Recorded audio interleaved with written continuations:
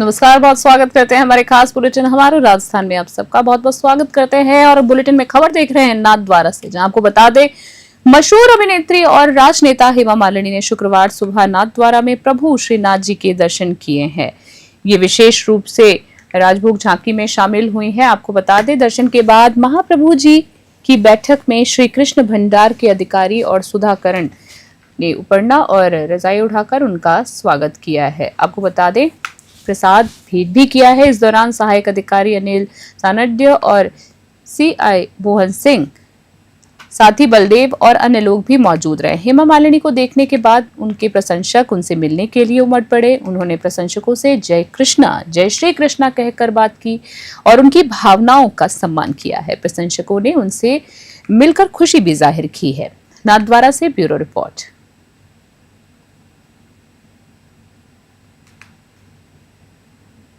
और इसी बीच खबर देख रहे हैं पोखरण से, जहां आपको बता दें पोखरण तहसीलदार विश्व प्रकाश चारण के निलंबन का मामला तूल पकड़ता हुआ जा रहा है। अखिल भारतीय चारण महासभा और जैसलमेर के पूर्व जिला प्रमुख नैनदान रत्नू ने जिला कलेक्टर के इस फैसले पर कड़ा ऐतराज जताया है। 2 दिन पहले जैसलमेर जिला कलेक्टर ने तहसीलदार विश्व प्रकाश चारण को 16 CCA के तहत विभागीय जांच लंबित होने का हवाला देते हुए निलंबित कर दिया गया था। बता दें, पूर्व जिला प्रमुख रत्नू ने आरोप लगाया है कि तहसीलदार विश्व प्रकाश चारण एक ईमानदार और गरीबों की मदद करने वाले अधिकारी हैं। उन्होंने कहा है कि उनका निलंबन राजनीतिक द्वेष भावना के चलते किया गया है। चारण महासभा ने इस कार्रवाई की कड़ी निंदा की है। पोखरण से भूपेंद्र राणा की खास रिपोर्ट देख रहे थे आप।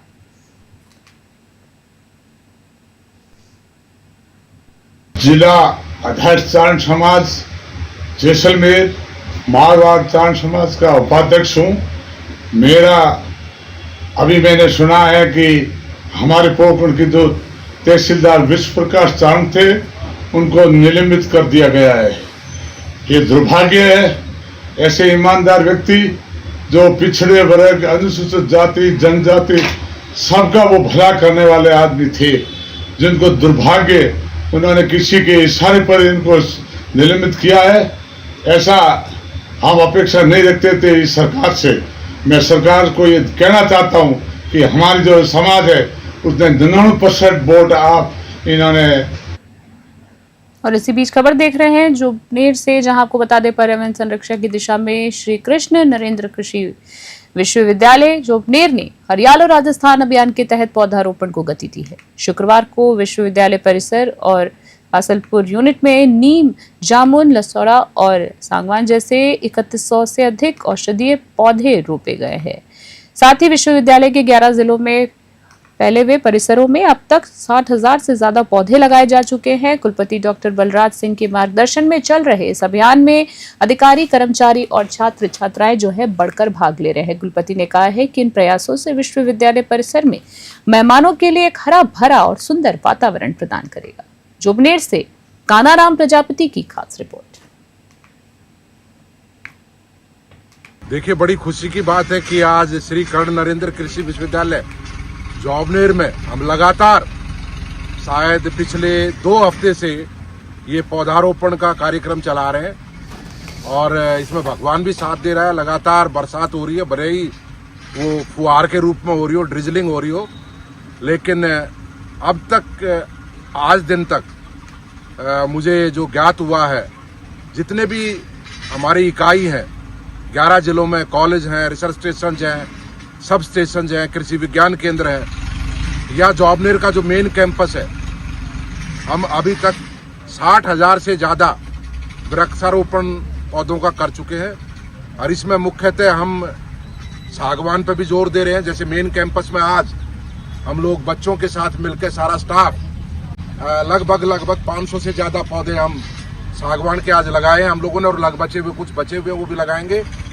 इसके अतिरिक्त नीम है आपका बसवा नगर पालिका क्षेत्र में स्थित तकिया दुपालिया कब्रिस्तान की बदहाली को लेकर मुस्लिम वक्फ बोर्ड के सदर अब्दुल रहीम शाह ने चिंता जाहिर की है। उन्होंने कब्रिस्तान का दौरा कर बताया है कि ये शहर खामोशा बहुत पुराना है। साथ ही उन्होंने कहा है लेकिन नगर पालिका की लापरवाही के कारण इसकी हालत जो है बहुत ज्यादा खराब हो गई है। न्यूज 21 की दौसा डिवीजन के हेड गुमान मीणा ने जब कब्रिस्तान का दौरा किया तो हकीकत सामने आई है। मुस्लिम समाज के लोगों ने वक्फ सदर शाह की अगुवाई में कई बार उच्च अधिकारियों को इस बारे में अवगत भी करवाया है। ग्राम पंचायत द्वारा साल 2023 में कब्रिस्तान की 4 दीवारी का निर्माण कार्य भी शुरू करवाया गया था, जो कि अब तक अधूरा पड़ा है। सदर अब्दुल रहीम शाह ने न्यूज 21 के माध्यम से भजन लाल सरकार से अपील की है कि जल्द से जल्द कब्रिस्तान की 4 दीवारी का निर्माण काम जो है पूरा कराया जाए, ताकि कब्रों को सुरक्षित रखा जा सके। बसवा से गुमान मीणा की खास रिपोर्ट। और इसी बीच खबर देख रहे हैं, जहां बता दें नागौर जिले के जिंदास गांव में 8 दिन पहले 3 घरों में हुई करीब 75 लाख रुपए की चोरी का अब तक खुलासा नहीं होने से ग्रामीणों में रोष है। जी हां, आपको बता दें, खबर आ रही जहां घटना 23 जुलाई की रात को हुई थी। शुक्रवार को बड़ी संख्या में ग्रामीण जिला मुख्यालय पहुंचे और जिला कलेक्टर और पुलिस अधीक्षक को ज्ञापन सौंपकर जल्द से जल्द कार्रवाई करने की मांग की। ग्रामीणों ने चेतावनी दी है कि अगर जल्द ही चोरों को नहीं पकड़ा गया तो वे सड़कें जाम कर आंदोलन करेंगे। नागौर से मोहित राकावत की रिपोर्ट।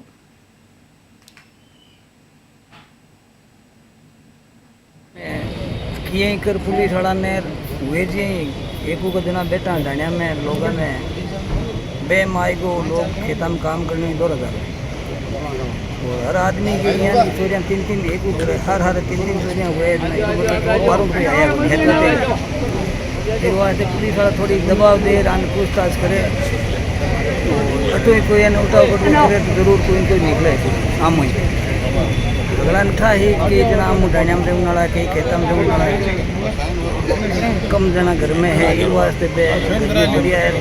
जब बन था आज आंगन कोई 2 रुपये आई बड़ा है नायिका घर में बढ़िया दो हमें रेवण जी की मोटी चोरी हुई नायिका की हुई जीतो हर जाएगी आर वास्ते गाँव वाला में तो यहाँ को अंदर उखड़ो है कि ढाणिया में रहवा खेता में रहवा एक टवेरा रहवा हाँ बात तो पुलिस ने कलेक्टर साहब ने थोड़ी क्या क्या हुआ था जरा बताइए आप। हमारे थाना फरीदा सामने भी थी और लाख रुपया दिया। लगभग कितने रुपए का माल गया? कल 80 लाख रुपए के आसपास। बूंदी से खबर देख रहे हैं, जहां आपको बता दें बूंदी शहर के कई कॉलोनियों में नल की पाइपलाइन में गंदा पानी आने से लोग परेशान हैं और बीमार भी पड़ रहे हैं। बता दें बिबनवा रोड की कॉलोनियों में स्थिति ज्यादा खराब है, बल्कि जहां नलों से गंदे पानी की जो सप्लाई है वो हो रही है, नलों से गंदा पानी आ रहा है, लोग उसको पीने पर मजबूर हैं। बता दें आपको कॉलोनी वासियों ने इस समस्या को लेकर जलदाय विभाग को कई बार शिकायतें दी हैं, लेकिन विभाग इसे ठीक करने में नाकाम रहा है। डॉक्टर गोविंद गुप्ता ने बताया कि दूषित पानी पीने से पेट में विभिन्न प्रकार की बैक्टीरिया जा सकते हैं, जिससे पेट दर्द और अन्य बीमारियां हो सकती है। उन्होंने कहा है कि ऐसे मौसम में बीमारियों का प्रकोप बढ़ जाता है, इसलिए लोगों को सिर्फ शुद्ध पानी ही पीना चाहिए। बूंदी से पुरुषोत्तम की रिपोर्ट। जो बीमारियों का दौर देखने को मिला है, किस प्रकार से इनका उपचार किया जाए, बचाव किया जाए? अभी बहुत ज़्यादा बारिश हुई है। बारिश से क्या कि भराव क्षेत्र हो गया है, तो उससे मच्छर पनपने की और वाटर बॉल डिजीज है, उल्टी है, दस्त है, मच्छरों जैसी बीमारियाँ इनसे बचाव के लिए बच्चे पूरे कपड़े पहन के रखें और जो मॉस्किटो से बचने के लिए हाथों पर क्रीम लगाएं और पानी शुद्ध पानी पिए और जो भी पानी अपनी बोतल साथ रखें। खाने पीने पर क्या किस चीज़ का विशेष करते हैं? लिक्विड डाइट ज़्यादा लें, फल फ्रूट ज़्यादा खाएं, दाल रोटी खाएं, बाजार की चीज़ें अवॉइड करें, फास्ट फूड अवॉइड करें। चॉकलेट वगैरह जो बच्चे खाते हैं और फास्ट फूड है, कचौरी समोसे पिज्जा पास्ता, वो भी नुकसान करेंगे पानी की वजह से और खाने की वजह से।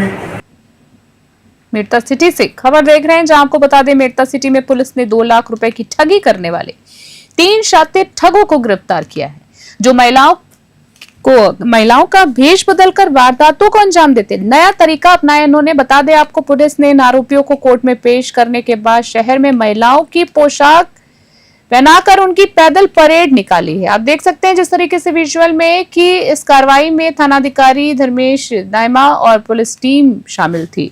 पुलिस की इस अनोखी कार्रवाई की शहरवासियों ने खूब सराहना की है। वही बता दें डीएसपी रामकरण सिंह मलिंदा ने बताया है कि ये तीनों आरोपी महिलाओं के कपड़े पहनकर लोगों को लॉटरी लगने का झांसा देते थे और फिर उनसे लाखों रुपए ऐंठ कर फरार हो जाते थे। इसी तरह से एक घटना 21 जुलाई को मेड़ता सिटी के कृषि मंडी रोड पर हुई थी, जहां एक व्यक्ति से 2 लाख की ठगी की गई थी। मिर्ता सिटी से सुशील दिवाकर की खास रिपोर्ट। जिसमें एक जयपुर का रहने वाला है अनिल सिंधी, दूसरा आरोपी है अलवर का रहने वाला है पूर्णमल, और तीसरा इनका साथी है खेड़तल का रहने वाला है जिसका नाम है कुलभूषण शर्मा है। ये तीनों ही मेड़ता सिटी आए थे और करसे मंडी के सामने इन्होंने 21 जुलाई को एक घटना का अंजाम दिया। लॉटरी का झांसा देके एक बुजुर्ग व्यक्ति से 2 लाख रुपए की ठगी करके यहाँ से फरार हो गए थे। इसके अलावा भी जगह जगह इन्हें झुंझुनू और अलवर जयपुर में भी इन्होंने इस टाइप से वारदात को अंजाम दिया है। तीनों ही जो आरोपी हैं उनको दस्तयाब कर लिया गया है और इसमें जब इनको दस्तयाब किया गया तो तीनों ही आरोपी महिलाओं की पोशाक में थे। जब इनसे पूछा गया तो ये हाईवे पर भी या अन्य स्थानों पे महिला वर्कर भी घटनाओं का अंजाम देते हैं, ठगी का शिकार बना लेते हैं। तो आज इनको कोर्ट में पेश किया गया, रिमांड लिया जाएगा और बाकी जहाँ पर भी इन्होंने अन्य जैतसर से खबर देख रहे हैं। आपको बता दें, क्षेत्र में शुक्रवार सुबह हुई तेज बारिश ने जनजीवन को प्रभावित किया है। बारिश के कारण स्वरूपसर सड़क मार्ग पर स्थित राजकीय बालिका उच्च माध्यमिक विद्यालय के पुराने और खाली पड़े भवन के कमरे की जो छत है वो ढह गई। एक बार फिर से खबर देख रहे हैं, जहां आपको ये भवन पिछले 10 सालों से खाली पड़ा है। आपको बता दें, सुबह करीब 6 बजे तेज धमाके के साथ छत का जो मलबा है वो नीचे आ गिरता है। प्रत्यक्षदर्शियों ने बताया है कि छत पर पानी जमा होने से और निकासी का रास्ता बंद होने के कारण ये हादसा हुआ है। लोगों का कहना है कि अगर बारिश का दौर जारी रहा तो इन भवनों के अन्य कमरों की छतें भी गिर सकती हैं। जैतसर से डीडी पारिक की रिपोर्ट।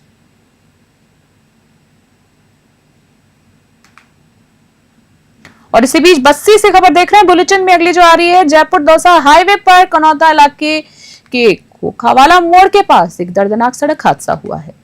एक एम्बुलेंस और ट्रैक्टर की भीषण टक्कर में एम्बुलेंस में जा रहे एक मरीज की मौत हो गई, जबकि एम्बुलेंस का चालक घायल हो गया है। एम्बुलेंस दौसा जिला अस्पताल से एक ऐसे मरीज को जयपुर ले जा रही थी जिसे सांप के काटने के बाद रेफर किया गया था। हादसे में मरीज की जान चली गई। एम्बुलेंस के चालक को गंभीर रूप से चोटें आई हैं, वो घायल हो गया। आपको बता दें, जिसे तुरंत अस्पताल में भर्ती कराया गया है। टक्कर इतनी जोरदार थी कि एम्बुलेंस बुरी तरह से क्षतिग्रस्त हो गई।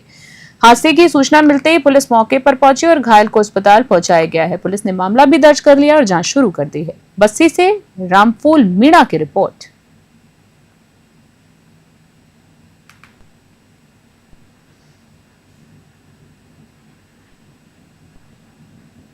नागौर से खबर देख रहे हैं, जहां नगर परिषद नागौर में गुरुवार को हुई साधारण सभा की बैठक में काफी हंगामा हुआ और पार्षद भारत टाक द्वारा सभापति मीतू बोथरा के पति और पार्षद नवरत्न बोथरा के ऊपर काली शाही डाली गई है। इसके विरोध में आज जैन समाज द्वारा जिला कलेक्टर अरुण कुमार पुरोहित और नागौर एसपी को ज्ञापन भी दिया गया।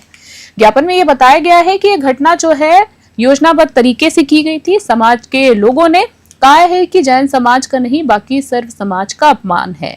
आपको बता दें, आज इनके साथ हुआ है, कल किसी और के साथ भी ऐसा हो सकता है, ऐसी घटना हो जाएगी, कहा गया है। साथ ही ज्ञापन में यह भी बताया गया है कि यदि इस मामले में उचित कार्रवाई नहीं हुई तो अगले 7 दिनों में फिर से धरना, उसके बाद यदि कुछ नहीं हुआ तो अनशन भी शुरू किया जाएगा। नागौर से मोहित राकावत की विशेष रिपोर्ट। कल नगर परिषद में जिस तरह की घटना सामने आई है, जैन समाज सड़कों पर उतरा, मौन प्रदर्शन किया, क्या वजह क्या है? उसकी वजह तो वो जानते हैं, लेकिन हमारे जैन समाज के जो है चेयरमैन और उनके मितू बोथरा और नॉर्थन बोथरा, जैन समाज के लोगों अपमान किया उनका, ये बहुत गलत है। आज ये इनका हुआ, कल अगली बार कोई भी होगा तो किसी भी जैन समाज के अलावा किसी का भी अपमान ये करेंगे तो इस तरह दादागिरी नहीं चलेगी, बर्दाश्त नहीं होगा। कोई समाज बर्दाश्त नहीं करेंगे। ये जरूरी नहीं है खाली एक जैन समाज है, सब समाज के लिए बर्दाश्त नहीं होगा। बूंदी जिले में लगातार हो रही बारिश के कारण कई सरकारी स्कूल भवन जर्जर हो चुके हैं। इस समस्या से निपटने के लिए प्रशासन ने एक भौतिक सर्वे करवाया है, जिसमें चौंकाने वाले आंकड़े भी सामने आए। जी आपको बता दें, 1229 विद्यालयों के 10,913 कमरों का सर्वे किया गया है। इनमें से 2,233 कमरे जर्जर हालत में पाए गए हैं, जबकि 3,907 कमरे सुरक्षित हैं। वहीं बात करते हैं 3,300 कमरों की छतें जो है पट्टियों वाली हैं और 1,171 छतें हैं वो आरसीसी की हैं, जो काफी कमजोर हो चुकी हैं। कार्यवाहक जिला शिक्षा अधिकारी कुंज बिहारी भारद्वाज ने बताया है कि उच्च अधिकारियों के निर्देश पर यह सर्वे किया गया है। साथ ही अब प्रधानाचार्य किसी भी आपातकालीन स्थिति का अंदाजा लगाकर अपने विवेक से निर्णय ले सकते हैं। हालांकि उन्हें इसकी जानकारी अपने खंड के सीबीओ और एसडीएम को देनी होगी। बूंदी से पुरुषोत्तम की विशेष रिपोर्ट। झालावाड़ की घटना से पूरा राजस्थान शिक्षा परिवार बहुत आहत है, बहुत दुखी है। मृतात्माओं को पूरा शिक्षा परिवार पूरी संवेदना व्यक्त करता है। यह बहुत ही दुखद घड़ी है हम सबके लिए। हम सभी इसमें बहुत दुखी भी हैं। आगे हम विभाग के उच्चाधिकारियों के निर्देशों की पालना में मेरे प्रत्येक राजकीय विद्यालय का भी हमने भौतिक सर्वे करवा लिया है। 1230 विद्यालयों का हमने सर्वे करवाया है। उसमें हमारे लगभग कुल 10,913 कमरों का हमने सर्वे किया है। 3,907 कमरे इसमें हमें सुरक्षित मिले हैं। आंशिक जर्जर जो मरम्मत योग्य कमरे हमें मिले हैं। बानसूर से खबर देख रहे हैं। कोटपुतली पहरोड एसपी देवेंद्र कुमार बिश्नोई आज बानसूर थाना पहुंचे हैं। थाने पर उनके आगमन पर पुलिस के जवानों ने गार्ड ऑफ ऑनर देकर भव्य स्वागत किया है। इससे पूर्व एसपी बिश्नोई ने हरसोरा थाना का भी निरीक्षण किया है और साथ ही एसपी का यह दौरा सुरक्षा व्यवस्था और थाना कार्य प्रणाली की समीक्षा को लेकर महत्वपूर्ण माना जा रहा है। वहीं बानसूर के गणमान्य नागरिकों द्वारा माला और साफा और राधा कृष्ण की तस्वीर भेंट की गई है और इस मौके पर डीएसपी दशरथ सिंह, साथ ही बानसूर थाना अधिकारी सुरेंद्र मलिक, वहीं बास दयाल थाना अधिकारी प्रदीप सिंह और समस्त पुलिस स्टाफ भी मौजूद रहा है। बानसूर से सतीश शर्मा की रिपोर्ट। तो एसपी कोटपुतली मैंने ज्वाइन किया है, तो मुख्य अधिकारी होने के नाते मेरा फर्ज बनता है कि मैं अपने एरिया फैमिलाइजेशन के हिसाब से निकला हूँ। थाने की लोकेशन कहाँ पर है, कैसे कंडीशन में हमारे जवान काम कर रहे हैं, क्या नफरी है, क्या समस्याएं हैं, क्या पुलिस राज्य सरकार जो है चाहती है, क्या पुलिस मुख्यालय हमसे चाहता है, क्या पुलिस प्राथमिकताएं हैं, क्या हो रहा है, क्या नहीं हो रहा है, कैसा टोपोग्राफी है, कैसा क्राइम है, उसको एक जनरल वे में समझने के लिए और अपने जो स्टाफ है उनसे सबसे बातचीत करने के लिए कि उनकी क्या समस्याएं हैं, तो उन सबको एक ओवरऑल समग्र रूप से देखने के लिए मेरी पहली विजिट है। बूंदी में आगामी 27 अगस्त को आयोजित होने वाले गणेश महोत्सव 2025 को लेकर शुक्रवार को गणेश महोत्सव समिति ने भूरा गणेश महाराज को विधिवत पूजा अर्चना कर निमंत्रण दिया है। इस दौरान समिति के सभी सदस्यों ने जयकारे लगाकर आरती की और प्रदेश और जिले की खुशहाली की भी कामना की है। गणेश महोत्सव समिति के अध्यक्ष और पूर्व सभापति महावीर मोदी की अगुवाई में एक प्रतिनिधि मंडल ने जिला कलेक्टर को गणेश चतुर्थी पर सार्वजनिक अवकाश घोषित करने के संबंध में ज्ञापन सौंपा। ज्ञापन में कहा गया है कि पिछले 5 वर्षों से लगातार गणेश चतुर्थी पर अवकाश दिया जा रहा था, लेकिन पिछले 2 वर्षों से इसे बंद कर दिया गया है। समिति ने मांग की है कि इस अवकाश को फिर से बहाल किया जाए ताकि जिले की जनता गणेश महोत्सव में शामिल हो सके। बूंदी से पुरुषोत्तम की रिपोर्ट।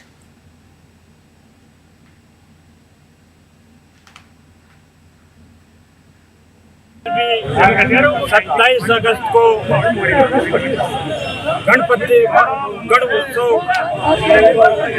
गणेश चतुर्थी पे जो हम गणोत्सव मनाते हैं उसकी तैयारियों को लेकर हमने गणेश महासमिति की एक बैठक ली और बैठक में इस जो गणोत्सव हमारे बूंदी शहर में गणेश चतुर्थी के दिन निकलता है, जिस दिन हम हमारे रिद्धि सिद्धि के दाता गणेश जी महाराज को हर घर में पूजन करते हैं, उस दिन गणेश महासमिति एक शोभा यात्रा के रूप में पूरा गणेश को जन जन को आशीर्वाद देने के लिए इस बूंदी शहर के मार्गों पर होती हुई पूरा गणेश पहुंचती है। उसी को भव्य रूप देते हुए इसकी हमने बैठक ली और जो हर साल जनता के आशीर्वाद से गणेश उत्सव लगातार ऊंचाइयों पर पहुंचता जा रहा है, तो उसको लेकर हम एक संचालन समिति का गठन भी हुआ और उसमें 22 संयोजक के रूप में महावीर जैन को बनाया गया। और बूंदी की जनता से हाथ जोड़कर निवेदन है कि जिस तरह हर साल गणेश महोत्सव का जो जुलूस हम निकालते हैं वो हर साल जो ऊंचाइयों की ओर बढ़ रहा है। बूंदी जिले के इंद्रगढ़ क्षेत्र में हुई भारी बारिश के बाद गुड़ा बांध में जलस्तर जो है बढ़ने से एक महत्वपूर्ण बिजली का टावर बह गया। बता दें, इसके कारण जन स्वास्थ्य एवं अभियांत्रिकी विभाग के चाकन बांध जल आपूर्ति संयंत्र को बिजली मिलना बंद हो गई, जिससे इंद्रगढ़ साथ ही सुमेरगंज मंडी और आसपास के 47 गांव में पेयजल आपूर्ति पूरी तरह से ठप हो गई। घटना की गंभीरता को देखते हुए 30 जुलाई की शाम को जिला कलेक्टर अक्षय गोदारा ने तुरंत घटना स्थल का दौरा किया। उन्होंने JVVNL के अधिकारियों को जल्द से जल्द बिजली आपूर्ति बहाल करने के सख्त निर्देश दिए। वहीं नदी के तेज बहाव और दुर्गम स्थान के कारण मरम्मत का काम बेहद मुश्किल था, लेकिन टीम ने हार नहीं मानी। घंटों की कड़ी मेहनत और दृढ़ संकल्प के बाद टीम ने 31 जुलाई की शाम 4 बजे तक क्षतिग्रस्त बिजली लाइन को सफलतापूर्वक ठीक कर दिया। बूंदी से पुरुषोत्तम की रिपोर्ट।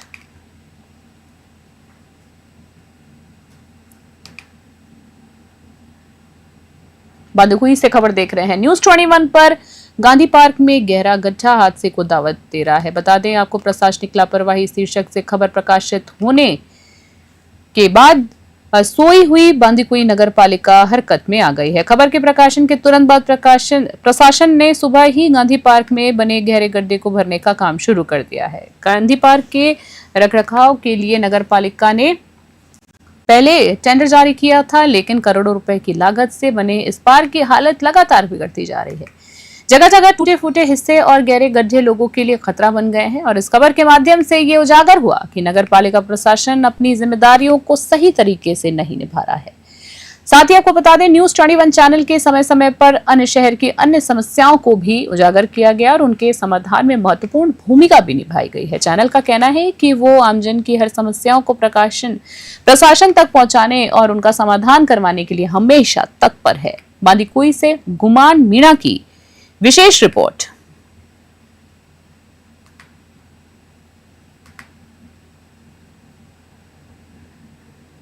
बेगू से खबर देख रहे हैं। बेगू उपखंड के पारसोली क्षेत्र के गांव कितियास हेमपुर चुमू में स्थित राजकीय प्राथमिक विद्यालय की बदहाल स्थिति को लेकर ग्रामीणों ने जोरदार प्रदर्शन किया है।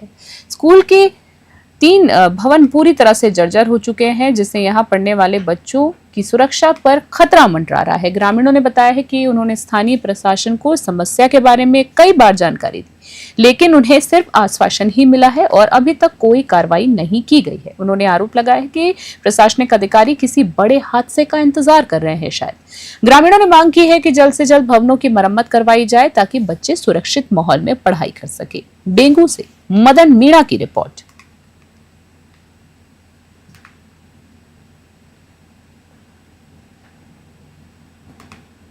आप कहाँ खड़े हो? सर, अभी मैं गांव कितियास में बरन्यास पंचायत के स्कूल में खड़ा हूँ, सरकारी स्कूल के अंदर।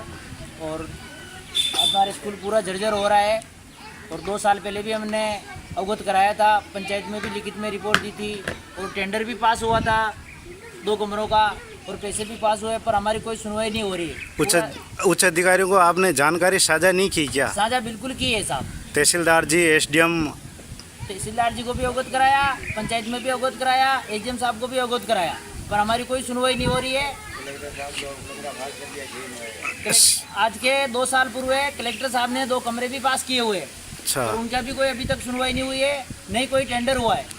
तो अभी हाल क्या है? अभी इसके अंदर, स्कूल के अंदर हालत कैसी है? अभी इसके अंदर 3 कमरे हैं, तीनों कमरे जर्जर हो रहे हैं, बिल्कुल पानी आ रहा है अंदर, और पीछे से आप जाकर के देखो तो मतलब पूरा दरार चल रहा है और धंसने की कगार पे है।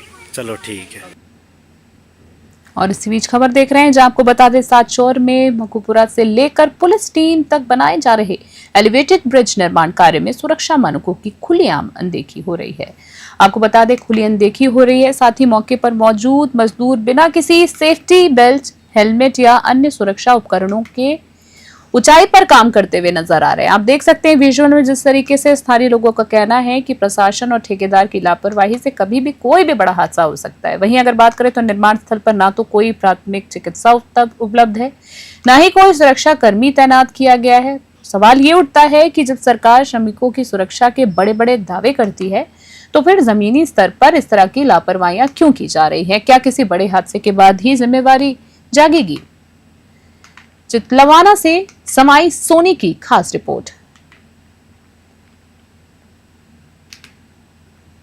नाथद्वारा से खबर देख रहे हैं, जहां आपको बता दें, नाथद्वारा नगर पालिका आयुक्त सौरभ कुमार जिंदल की सतर्कता और त्वरित कार्रवाई से नगर पालिका को हर महीने 2 से 3 लाख की बचत होने वाली। ये बचत बिजली कनेक्शनों के अनावश्यक खर्चों को कम करके की जा रही है।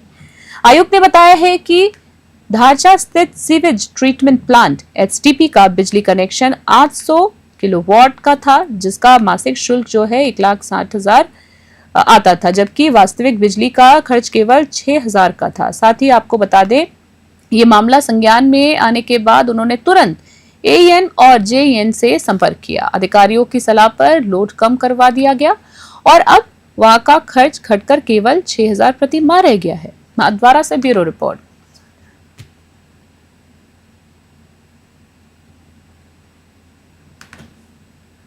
हमारा जो एचटीपी प्लांट है, सीवरेज ट्रीटमेंट प्लांट, जो धारचा में है, वहाँ पर पहले जो है 800 किलोवाट का और ये प्लांट लगा हुआ था। जो विद्युत कनेक्शन था वो 800 किलोवाट का था और जिसका स्थायी शुल्क 1,60,000 रुपये प्रति माह आ रहा था और विद्युत जो खर्च है वो केवल जो है 6,000 रुपये आ रहा था। मैंने इस चीज़ को देखा, जब अपने संज्ञान में आया तो तुरंत इस पर कार्रवाई की और इसका जो है एवीएनएल से संपर्क करने के बाद में उन्होंने बताया कि आप इसका लोड कम करवा सकते हैं, क्योंकि आपका विद्युत खर्च कम है और वहाँ पर सोलर प्लांट लगा हुआ है, इसलिए 1,60,000 प्रति माह का जो है वो फालतू का खर्चा आ रहा है। तो हमने उसका लोड कम करवाया और लोड कम करवाने पर आज जो इसका जो खर्च है वो 1,60,000 रुपये से घट करके मात्र 6,000 रुपये इसका रह गया है। डीडवाना विधायक रहे यूनुस खान का 61वां जन्मदिन आज विधायक जनसेवा केंद्र पर समारोह पूर्वक मनाया गया है। जी आपको बता दें, समारोह पूर्वक उनका जन्मदिन मनाया गया है। इस अवसर पर यूनुस खान को जन्मदिन की बधाई और शुभकामनाएं देने के लिए उनके समर्थक और कार्यकर्ता उमड़ पड़े हैं। यूनुस खान ने कार्यकर्ताओं के बीच केक काटा और कार्यकर्ताओं को मिठाई खिलाकर उनका मुंह मीठा करवाया है और कहा है कि इन कार्यकर्ताओं की बदौलत ही आज वे तीसरी बार डीडवाना के विधायक बने हैं। वे इन सभी कार्यकर्ताओं और मतदाताओं के विश्वास और उम्मीदों पर खरा उतरने का पूरा प्रयास करेंगे और डीडवाना के विकास और हित के लिए हमेशा समर्पित रहेंगे। डीडवाना से गुलाम नबी आजाद की रिपोर्ट। आज के दिन में सबसे पहले झालावाड़ जिले में जो हमारे 9 निहाल एक दुर्घटना में मारे गए, सबसे पहले उनको श्रद्धांजलि देता हूं और तेज बारिश की वजह से बहुत सारे लोगों ने अपनी जान गंवाई है, उन सबको भी श्रद्धांजलि देता हूं और उनके परिवार के प्रति अपनी संवेदना व्यक्त करता हूं। देखिए, मेरी परिभाषा ये है कि आज मेरे जीवन का 1 वर्ष कम हो गया, मेरे सेवाओं में से 1 वर्ष कम हो गया। जो मुझे जीवन मिला है उसमें से 1 वर्ष कम होने पर मुझे बहुत कोई खुशी नहीं है, लेकिन जो शेष जीवन है, जितना परमात्मा ने दिया है, उसको डीडवाना और राजस्थान की जनता को समर्पित करता हूँ। तारानगर से खबर देख रहे हैं, जहां आपको बता दें, तारानगर क्षेत्र में मूसलाधार बारिश से हुए भारी नुकसान के बाद विधायक नरेंद्र पुरानिया ने शुक्रवार को प्रभावित इलाकों का दौरा किया है। उन्होंने कस्बे की जल निकासी व्यवस्था, ड्रेनेज का निरीक्षण किया और उन घरों में भी गए जो बारिश के कारण क्षतिग्रस्त हो गए हैं। विधायक पुरानिया ने चूरू जिला कलेक्टर से वार्ता कर मुआवजा दिलाने की भी मांग रखी है। इसके बाद विधायक ने ट्रैक्टर पर बैठकर मुख्य बाजार का भी जायजा लिया, जहां बारिश के कारण पानी से सड़कें नहरों में तब्दील हो गई थी। उन्होंने इस दौरान फोन पर जिला कलेक्टर से बात कर उन्हें क्षेत्र में हुए नुकसान की जानकारियां दी और प्रभावित लोगों को जल्द से जल्द मुआवजा दिलवाने की भी मांग की है। विधायक ने प्रशासन पर लापरवाही का आरोप भी लगाया है। इस मौके पर उनके साथ प्रधान संजय कासवा, ब्लॉक अध्यक्ष वेद प्रकाश सहारण, मुंशी खां तेली, बाबू हुसैन कुरैशी और कई अन्य कांग्रेस कार्यकर्ता भी मौजूद रहे। तारानगर से बुधराम वर्मा की रिपोर्ट। विशेष तौर से तारानगर के अंदर अभी मैं मौजूद हूँ। अभी मैं ड्रेनेज पे खड़ा हूँ। पूरा पानी ड्रेनेज के अंदर घुसा हुआ है। जो हमारे पूर्व कार्यकाल था चेयरमैन का, उसके कार्यकाल में ड्रेनेज बना, वो ड्रेनेज पूरी तरह फेल हो गया, सारा बंद पड़ा है। हमने जो है हमारे राज्य के अंदर यहाँ पर पीटीओ लगाए थे, 2 पीटीओ लगाए थे, और वो दोनों सक्सेसफुल काम कर रहे हैं। इससे हमारे पानी इकट्ठा हुआ है, उस पानी को बाहर निकाला जा रहा है। लेकिन बीके हमारे खास बुलेटिन में फिलहाल के लिए इतना ही। देखते रहो और बने रहे न्यूज़ 21। तब तक के लिए नमस्कार।